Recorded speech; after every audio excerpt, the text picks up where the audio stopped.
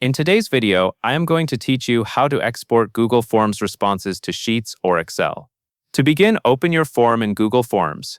Make sure you are viewing the exact form that is collecting the responses you want to export.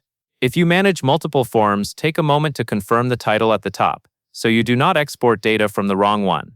Once your form is open, look near the top of the page for the tab labeled Responses. Click Responses to switch from editing questions to viewing the data your form has collected.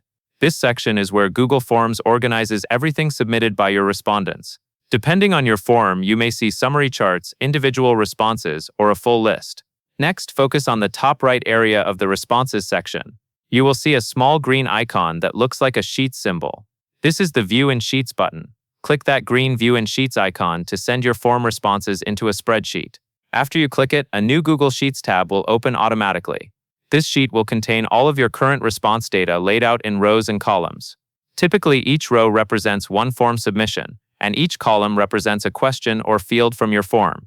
You can now sort, filter, and review your data more easily than inside the form itself. If your form receives new submissions later, they will continue to populate this same sheet, so it stays up to date. If your goal is to export the responses as an Excel file, stay in Google Sheets. Go to the File menu in the top left corner, choose Download, and then select Microsoft Excel.